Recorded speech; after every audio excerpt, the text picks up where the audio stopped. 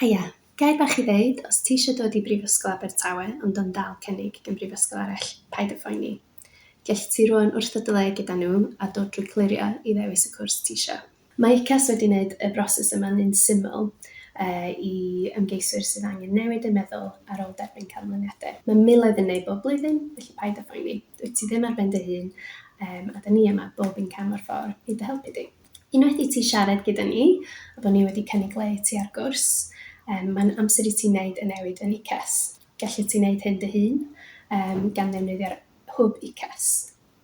Mae'n broses syml, o sydd angen wneud ydy mewn gofnodi, yna mynd i'r hafan a clicio ar y ddolen i wrthod y le.